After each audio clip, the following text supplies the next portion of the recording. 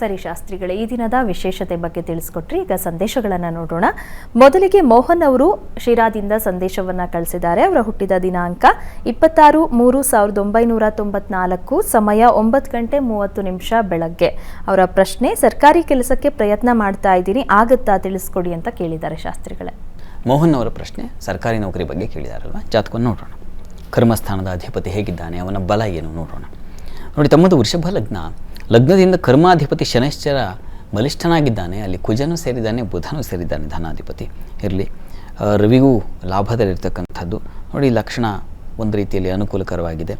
ರಾಹು ದಶೆಯಲ್ಲಿ ರಾಹು ಭುಕ್ತಿ ನಡೀತಾ ಇದೆ. ಆದರೆ ರಾಹು ನಿಮ್ಮ ಜಾತಕದಲ್ಲಿ ಇರ್ತಕ್ಕಂಥದ್ದು ಸಪ್ತಮ ಸ್ಥಾನದಲ್ಲಿ. ಪ್ರಯತ್ನ ಮಾಡಿ, ಪ್ರಯತ್ನಕ್ಕೆ ಫಲ ಸಿಗುತ್ತೆ, ಯೋಚನೆ ಮಾಡೋದು ಬೇಡ. ಶನಿವದ್ ರಾಹು ಅಂತ ಪರಿಗಣನೆ ಮಾಡ್ತಕ್ಕಂಥದ್ದು. ಹೀಗಾಗಿ ಆ ಶನೈಶ್ಚರನ ಫಲವನ್ನೇ ಕೊಡ್ತಾನೆ. ಕರ್ಮಸ್ಥಾನದ ಫಲ ಅದನ್ನು ನಿರೀಕ್ಷೆ ಮಾಡಬಹುದು.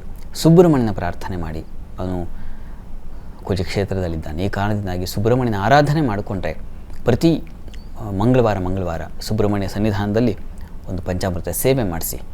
ಹೀಗೆ ನೀವು 11 ಮಂಗಳವಾರ ಮಾಡಿಸಿ. ಜೊತೆಗೆ ನಿಮ್ಮ ಪ್ರಯತ್ನವನ್ನು ಮುಂದುವರಿಸಿ. ಸುಬ್ರಹ್ಮಣ್ಯನ ಅನುಗ್ರಹ ಉಂಟಾಗಲಿ ತಮಗೆ.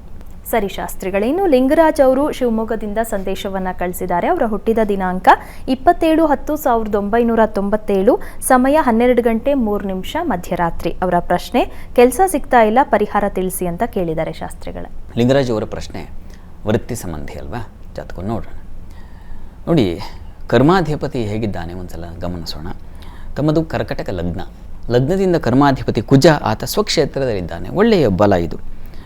ಪ್ರಸ್ತುತ ಕಾಲ ನೋಡೋಣ. ಚಂದ್ರ ದಶೆಯಲ್ಲಿ ತಮಗೆ ಈಗ ಶುಕ್ರನ ಒಂದು ಭುಕ್ತಿ ನಡೀತಾ ಇದೆ. ಶುಕ್ರ ನಿಮಗೆ ಸುಖಾಧಿಪತಿ, ಅವನು ವೃತ್ತಿಯ ಅಧಿಪತಿ ಜೊತೆಗಿದ್ದಾನೆ, ಕುಜನ ಜೊತೆಗಿರ್ತಕ್ಕಂಥದ್ದು. ಪ್ರಯತ್ನ ಮಾಡಿ. ಶುಕ್ರನ ದೃಷ್ಟಿ ಲಾಭಕ್ಕಿರ್ತಕ್ಕಂಥದ್ದು, ಕುಜನ ದೃಷ್ಟಿ ಲಾಭ, ಇದೆಲ್ಲ ಒಳ್ಳೆಯದು. ಪ್ರಯತ್ನಕ್ಕೆ ಫಲ ಸಿಗುತ್ತೆ, ಆತಂಕ ಬೇಡ. ಶುಕ್ರನ ಸಂಚಾರವೂ ಕೂಡ ಈಗ ಚೆನ್ನಾಗಿದೆಯಲ್ಲ, ಹೀಗಾಗಿ ಪ್ರಯತ್ನ ಮಾಡಿ, ಪ್ರಯತ್ನಕ್ಕೆ ಫಲ ಸಿಗುತ್ತೆ, ಆತಂಕ ಇಟ್ಕೋಬೇಡಿ.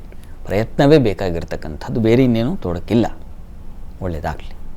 ಸರಿ ಶಾಸ್ತ್ರಿಗಳೇ, ಇನ್ನು ವನಿತಾ ಅವರು ಬೆಂಗಳೂರಿಂದ ಸಂದೇಶವನ್ನು ಕಳಿಸಿದ್ದಾರೆ. ಅವರ ಹುಟ್ಟಿದ ದಿನಾಂಕ 22/12/2007, ಸಮಯ 11:30 11:45 ಬೆಳಗ್ಗೆ. ಅವರ ಪ್ರಶ್ನೆ, ಶಿಕ್ಷಣ ಮತ್ತು ಮದುವೆ ಬಗ್ಗೆ ತಿಳಿಸಿ ಅಂತ ಕೇಳಿದ್ದಾರೆ ಶಾಸ್ತ್ರಿಗಳೇ. ವನಿತಾ ಅವರ ಪ್ರಶ್ನೆ ಶಿಕ್ಷಣ ಮತ್ತು ವಿವಾಹದ ಬಗ್ಗೆ ಕೇಳಿದ್ದಾರೆ. ನೋಡೋಣ, ಜಾತಕವನ್ನು ಪರಿಶೀಲಿಸೋಣ. ನೋಡಿ, ಈ ಜಾತಕವನ್ನು ಪರಿಶೀಲಿಸಿದ್ರೆ ಇದು ಕುಂಭ ಲಗ್ನ. ಲಗ್ನದಿಂದ ವಿದ್ಯಾಸ್ಥಾನ ಪಂಚಮ ಸ್ಥಾನದಲ್ಲಿ ಕುಜ ಇದ್ದಾನೆ. ಸ್ವಲ್ಪ ಬುದ್ಧಿ ವ್ಯತ್ಯಾಸ ಆಗುತ್ತೆ ಈ ಸಂದರ್ಭದಲ್ಲಿ. ಜೊತೆಗೆ ಸಪ್ತಮದಲ್ಲಿ ಶನೈಶ್ಚರ ಮತ್ತು ಕೇತು ಇರತಕ್ಕಂಥದ್ದು ಸ್ವಲ್ಪ ದೋಷಕಾರಿ. ಈಗ ಪ್ರಸ್ತುತ ಕುಜ ದಶೆಯಲ್ಲಿ ಚಂದ್ರಭುಕ್ತಿ. ನೋಡಿ, ಇದನ್ನು ಕುಜರಾಹು ಸಂಧಿ ಶಾಂತಿ ಕಾಲ ಅಂತ ಕರೀತಾರೆ. ಈಗ ಸ್ವಲ್ಪ ತುರ್ತಾಗಿ ಕುಜರಾಹು ಸಂಧಿ ಶಾಂತಿ ಮಾಡಿಸಿ ನೀವು. ಅದರಿಂದಾಗಿ ಮನಸ್ಸು ಹಾಳಾಗ್ತಾ ಇದೆ. ವೈವಾಹಿಕದ ಬಗ್ಗೆ ಕೇಳಿದ್ರಿ, ಅದು ಈಗಲೇ ಸ್ವಲ್ಪ ಮಟ್ಟಿಗೆ ತೊಡಕನ್ನು ಉಂಟು ಕೊಡ್ತಕ್ಕಂಥ ಸಾಧ್ಯತೆ, ಮನಸ್ಸು ಚಂಚಲವಾಗ್ತಕ್ಕಂಥದ್ದು, ಇನ್ನೊಂದು ಆಕರ್ಷಣೆಗೆ ಬಿದ್ದು ಜೀವನ ಹಾಳು ಮಾಡಿಕೊಳ್ಳೋ ಸಾಧ್ಯತೆಗಳು ಅಧಿಕವಾಗಿದೆ. ಅಂಥದ್ದೊಂದು ಲಕ್ಷಣ ಸೂಚಿಸ್ತಾ ಇದೆ. ಈ ಕಾರಣದಿಂದ ಶೀಘ್ರದಲ್ಲಿ ಸಂಧಿಶಾಂತಿ ಕಾರಣ ಇದಕ್ಕೆ.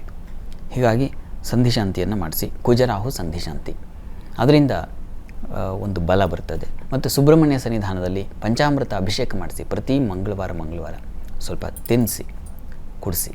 ಅದು ತುಂಬ ಸಹಾಯವಾಗುತ್ತೆ. ಸುಬ್ರಹ್ಮಣ್ಯನ ಆರಾಧನೆಯಿಂದ ತುಂಬ ಸಹಕಾರ ಆಗುತ್ತೆ. ಅದನ್ನು ಪ್ರಯತ್ನ ಮಾಡಿ. ಒಳ್ಳೆಯದಾಗಲಿ. ಸರಿ ಶಾಸ್ತ್ರಿಗಳೇ, ಇನ್ನು ಮಧುರಾಜ್ ಅವರು ಮಂಗಳೂರಿಂದ ಸಂದೇಶವನ್ನು ಕಳಿಸಿದ್ದಾರೆ. ಅವರ ಹುಟ್ಟಿದ ದಿನಾಂಕ 5/4/1981, ಸಮಯ 4:30 ಬೆಳಗಿನ ಜಾವ. ಅವರ ಪ್ರಶ್ನೆ, ಕೆಲಸ ಮತ್ತು ಮದುವೆ ಬಗ್ಗೆ ತಿಳಿಸಿ ಅಂತ ಕೇಳಿದ್ದಾರೆ ಶಾಸ್ತ್ರಿಗಳೇ. ಮಧುರಾಜ್ ಅವರ ಪ್ರಶ್ನೆ ಕೆಲಸ ಮತ್ತು ವಿವಾಹ, ವೃತ್ತಿ ವಿವಾಹದ ಬಗ್ಗೆ ಕೇಳಿದ್ದಾರೆ. ನೋಡೋಣ ಜಾತಕವನ್ನು. ನೋಡಿ, ಇಲ್ಲಿ ಕರ್ಮಾಧಿಪತಿ ಮೌಢ್ಯನಾಗಿದ್ದಾನೆ. ಈ ಕಾರಣದಿಂದ ನೀವು ಪ್ರತಿ ಮಂಗಳವಾರ ಸುಬ್ರಹ್ಮಣ್ಯ ಸನ್ನಿಧಾನಕ್ಕೆ ತೊಗರಿಬೇಳೆ ಹಾಗೂ ಬೆಲ್ಲ ಇದನ್ನು ದಾನ ಮಾಡಿ. ಪ್ರತಿ ಮಂಗಳವಾರ 11 ಮಂಗಳವಾರ ಮಾಡಬೇಕು. ಅದು ನಿಮಗೆ ಉಪಕಾರವಾಗುತ್ತೆ. ವೃತ್ತಿಯ ಸಂಬಂಧಿ ಕೆಲಸಗಳಲ್ಲಿ ನೀವು ಪ್ರಯತ್ನ ಮಾಡ್ತಾ ಇದ್ದರೆ ಅಥವಾ ಇದ್ದರೆ ಈಗ ಆಲ್ರೆಡಿ ಅಲ್ಲಿನ ತೊಡಕನ್ನು ಬಿಡಿಸಿ ಸ್ವಲ್ಪ ಸಮಾಧಾನ ತಂದುಕೊಡ್ಲಿಕ್ಕೆ ಅವಕಾಶ ಆಗುತ್ತೆ, ಅಥವಾ ಹೊಸ ಪ್ರಯತ್ನಕ್ಕೂ ಅವಕಾಶ ಆಗುತ್ತೆ. ಹೀಗಾಗಿ ತೊಗರಿ ಹಾಗೂ ಬೆಲ್ಲ ದಾನ ಮಾಡ್ತಾ ಬನ್ನಿ, ಅನುಕೂಲ ಆಗುತ್ತೆ, ಆತಂಕ ಬೇಡ. ಇನ್ನು ವಿವಾಹಕ್ಕೆ ಸಂಬಂಧಿಸಿದ ಹಾಗೆ ಸಪ್ತಮಾಧಿಪತಿ ರವಿ, ಆತ ದ್ವಿತೀಯದಲ್ಲಿರ್ತಕ್ಕಂಥದ್ದು, ಕುಜನ ಜೊತೆಗಿರ್ತಕ್ಕಂಥದ್ದು. ಇದೆಲ್ಲ ಸ್ವಲ್ಪ ಮಟ್ಟಿಗೆ ತೊಡಕು. ಶನೈಶ್ಚರನ ದೃಷ್ಟಿ ಬೇರೆ ಸಪ್ತಮಾಧಿಪತಿಗಿದೆ.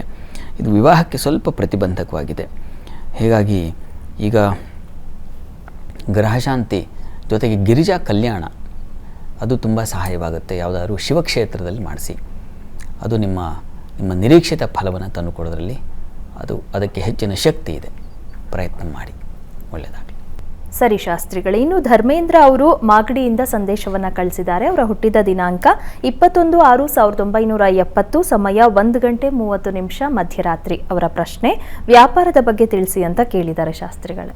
ಧರ್ಮೇಂದ್ರ ಅವರ ಪ್ರಶ್ನೆ ವ್ಯಾಪಾರಕ್ಕೆ ಸಂಬಂಧಿಸಿರ್ತಕ್ಕಂಥದ್ದಲ್ವ. ಜಾತಕವನ್ನು ನೋಡೋಣ. ನೋಡಿ, ಇದು ಮೀನ ಲಗ್ನ. ಲಗ್ನದಿಂದ ವ್ಯಾಪಾರದ ಅಧಿಪತಿ ಕರ್ಮಾಧಿಪತಿ ಎರಡನ್ನು ಗಮನಿಸಿದಾಗ ಇಬ್ಬರಿಗೂ ಸ್ವಲ್ಪ ಬಲ ಕಡಿಮೆ ಇದೆ. ಕರ್ಮಸ್ಥಾನದಲ್ಲಿ ಚಂದ್ರ ಚೆನ್ನಾಗಿದ್ದಾನೆ. ಈ ಕಾರಣದಿಂದಾಗಿ ನೀವೇನು ವ್ಯವಹಾರ ಮಾಡ್ತಾ ಇದ್ದೀರ ಗೊತ್ತಿಲ್ಲ. ಈಗ ಪ್ರಸ್ತುತ ಕೇತು ಕಳೆದು ಶುಕ್ರ ಪ್ರಾರಂಭವಾಗಿದೆ. ಅಂದರೆ ಗುರುದಶೆಯಲ್ಲಿ ಶುಕ್ರನ ಭುಕ್ತಿ ಪ್ರಾರಂಭವಾಗಿದೆ. ಶುಕ್ರ ನಿಮ್ಮ ಜಾತಕದಲ್ಲಿ ಅವನು ಪಂಚಮ ಸ್ಥಾನದಲ್ಲಿದ್ದಾನೆ. ನೀಚ ಸ್ಥಾನದ ಕಡೆಗೆ ಅವನ ಪ್ರಯಾಣ, ಹೀಗಾಗಿ ಸ್ವಲ್ಪ ಬಲ ಕಡಿಮೆ ಇದೆ. ಈಗ ಗುರು ಮತ್ತು ಈ ಒಂದು ಶುಕ್ರರ ಕಾಲ ಏನಿದೆ ಅದು ನಿಮಗೆ ಅಷ್ಟು ಅನುಕೂಲಕರವಾಗಿಲ್ಲ. ಈ ಕಾರಣದಿಂದಾಗಿ ಒಂದು ಗುರುಚರಿತ್ರೆ ಪಾರಾಯಣ ಮಾಡ್ತಕ್ಕಂಥದ್ದು ಒಳ್ಳೆಯದು.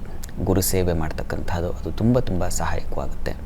ಜೊತೆಗೆ ಮಹಾಲಕ್ಷ್ಮಿ ಸನ್ನಿಧಾನದಲ್ಲಿ ಪುಷ್ಪಾರ್ಚನೆ ಮಾಡಿಸಿ. ಪ್ರತಿ ಶುಕ್ರವಾರ ಪುಷ್ಪಾರ್ಚನೆ ಮಾಡಿಸಿ. ಅದು 16 ಶುಕ್ರವಾರ ಮಾಡಿ.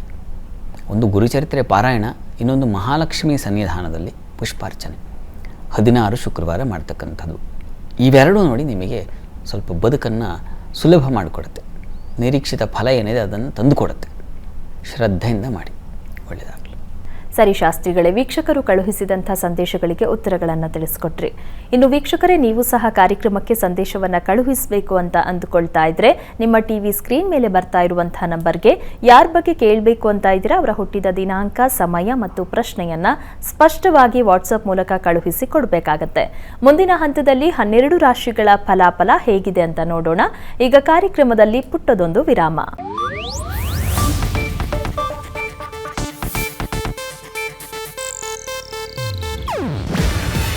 ಇದು ಏಷ್ಯಾನೆಟ್ ನ್ಯೂಸ್ ನೆಟ್ವರ್ಕ್ ಪ್ರಸ್ತುತಿ. ನೀವು ನೋಡ್ತಿದ್ದೀರಾ ಏಷ್ಯಾನೆಟ್ ಸುವರ್ಣ ನ್ಯೂಸ್.